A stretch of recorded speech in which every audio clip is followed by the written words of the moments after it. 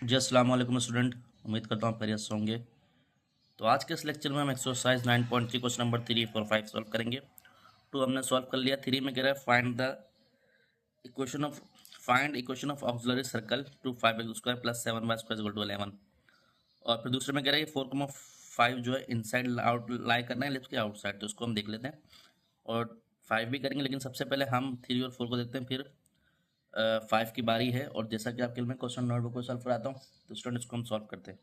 Dear student, question number 9.3, question number 3, auxiliary circle. सबसे पहले देखते हैं भाई ऑक्सिलरी सर्कल क्या है। तो मिसाल के तौर पे ये हमारे पास एक्स एक्सिस, वाई एक्सिस है, एक्स एक्सिस है। ये हमने एक सर्कल बना दिया, ये नॉर्मल सर्कल बन गया। अगर आप इस सर्कल के अंदर एक इलिप्स ऐसा बन रहा है, और इलिप्स ऐसा बन रहा है इलिप्स की जिसकी जो उसकी क्या कहते हैं, इलिप्स की जो मेजर एक्सिस है वही सर्कल की डायमीटर है। माना गया इलिप्स की जो मेजर एक्सिस है वही सर्कल के डायमीटर है। तो इसको हम देंगे ऑक्सिलरी सर्कल। ठीक है, तो हमारे पास जो सर्कल की क्वेश्चन दी हुई ऑक्सिलरी, वो दी हुई 5x² + 7y² = 11। क्योंकि हमें यहाँ 1 चाहिए होता है तो हम डिवाइड करवा देंगे 11 से। तो जो 5x² / 11 + 7y² / 11 = 11/11। तो यहाँ तो 1 बन गया। ठीक है भाई, यहाँ क्या बन गया स्टूडेंट, 1 बन गया।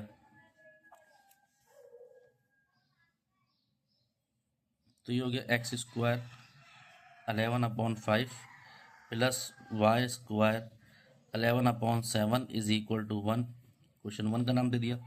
अब इसको मैं कंपेयर करूँ इससे, x² / a² + y² / b² = 1। तो 2 का नाम दे दिया। कंपेयर करूँगा, कंपेयर करेंगे 1 और 2 को, तो क्या मिलेगा भाई, a² जो मिलेगा वो मिलेगा 11/5, b² मिलेगा 11/7। ठीक है,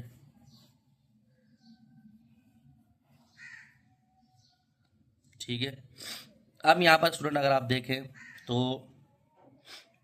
इसकी कंडीशन मैंने बताई थी कि इसके यहाँ इसका जो सर्कल का डायमीटर है वही मेजर एक्सिस है किसकी, तो इलिप्स की। तो सेंटर से लेकर बाउंड्री तक का डिस्टेंस r हो गया। ठीक है, क्योंकि हम डायमीटर नहीं रेडियस की फॉर्म में लेंगे, और यही सेंटर से लेकर दोबारा बाउंड्री का डिस्टेंस r हो गया। तो यानी कि 2r जो है, यानी कि आप भी लिख सकते हैं रेडियस, डबल रेडियस या ट्वाइस रेडियस किसके बराबर है, मेजर एक्सिस ऑफ इलिप्स। ठीक है,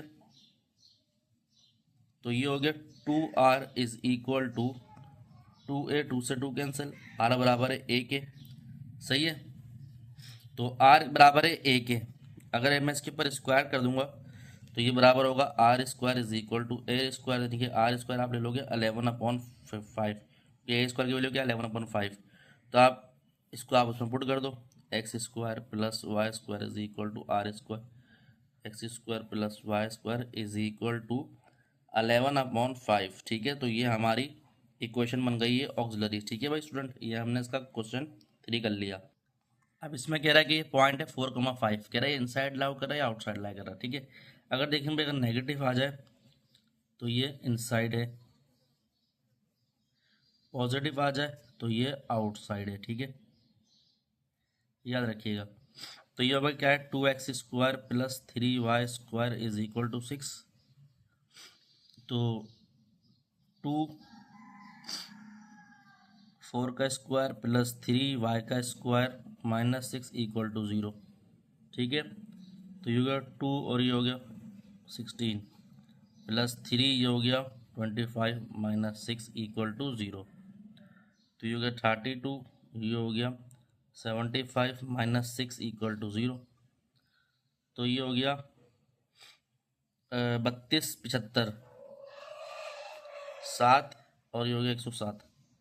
तो ये हो गया 107। सही है भाई, 107 -6 = 0। तो 107 में से 6 माइनस करेंगे तो 101 बनेगा, जो कि ग्रेटर है 0 से। तो उसका मतलब है point 4,5 lie outside the ellipse. सही है भाई।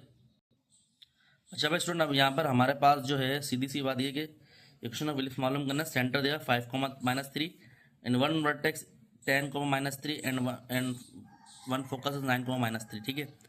अब अगर आप देखें तो यहाँ पर जो है ये हमारे पास ट्रांसलेटेड इलिप्स है, क्योंकि यहाँ पर आपको वन वर्टेक्स भी दिया हुआ है, सही है, और सेंटर भी दिया हुआ है। तो सेंटर तो है 5, -3, तो हमें उससे पता चल गया सेंटर से ये ट्रांसलेटेड है। तो 5, -3 का होगा, मिसाल के तौर पे ये हमारे पास वाई एक्सिस है, ये एक्स एक्सिस है। तो 5 पॉजिटिव और वाई नेगेटिव, तो 1 2 3 4 5 ये रहा, -3 का है 1 2 3, तो ये रहा। तो ये सेंटर हो गया। तो सर्कल कुछ इस तरह का बनेगा, ठीक है, इलिप्स, सॉरी, इलिप्स इस तरह बनेगा। नहीं, जो मेजर एक्सिस है वो लॉन्ग एक्सिस होगी, ठीक है। वर्टेक्स यहाँ पर दिया हुआ मिसाल के तौर पर 10, इधर ही वर्टेक्स होता है 10, -3, सही है। और फोकस दिया हुआ है 9, 3, तो फोकस इसका मेरे ख्याल से इधर होता है, इधर 9, -3, ठीक है। ये फोकस है, ये वर्टेक्स है, ठीक है। तो आपको इसकी इक्वेशन मालूम करनी है, ठीक है। अब मैं अगर इसको डेटा की फॉर्म में लिखूँ स्टूडेंट, डेटा की फॉर्म में लिखूँ तो ये हो जाएगा H, जो कितना है 5, -3, ट्रांसलेटेड है अलॉन्ग एक्स एक्सिस, तो यानी कि जो वर्टेक्स होगा वो होगा H +-A, ये होगा 10, -3, ठीक है। और फोकस जो होगा H +-C, यानी कि एक्स एक्सिस तो H +-C होगा, तो ये कितना हो गया 9, -3, ठीक है।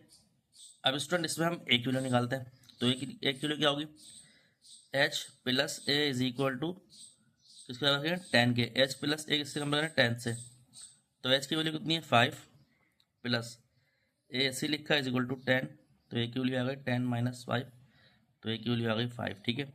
यानी कि अगर ए स्क्वायर देखा जाए तो 25 मिल गया आपको। ये तरह सी की वैल्यू निकालने फिर बी आ जाएगा। तो सी की वैल्यू कितनी भी H +C 9 के बराबर लेंगे, तो H +C is equal to 9, तो H तो हमारा 5 है, 5 +C इक्वल टू 9, तो C इज इक्वल टू 9-5, तो C आ गया 4, तो ये सी स्क्वायर देखा जाए तो आ गया 16, ठीक है।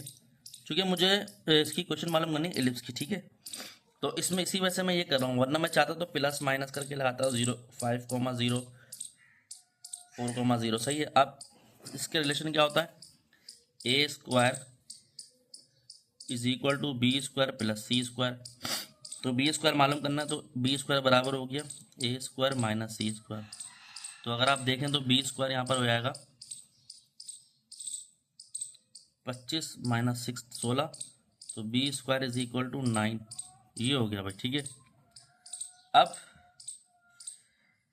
जो इक्वेशन है वो है x - h का whole square on A square, जो अलॉन्ग एक्स एक्सिस है ट्रांसलेटेड, y - k का whole square upon B square is equal to 1, ठीक है। x ऐसी लिखा, h कितना है h, k, तो h दिया हुआ देखा स्टूडेंट 5, -3, तो ये हो गया 5 का स्क्वायर, a कितना है 25 प्लस y -3 का होल स्क्वायर अपॉन 60, बी कितना है 9 इज इक्वल टू 1, तो ये होगा x -5 का whole square upon 25 plus y +3 का whole square upon 9 is equal to 1। तो ये हमने क्वेश्चन सॉल्व कर ली। तो उम्मीद करता हूँ स्टूडेंट ये तीनों सवाल आपको समझ आए होंगे। तो अगर आपको हमारा अच्छा लगा लाइक और सब्सक्राइब करें, दोस्तों में शेयर करें। मज़ीद वीडियो आपको मिलते रहेंगे। अपना ध्यान रखें। अस्सलाम वालेकुम।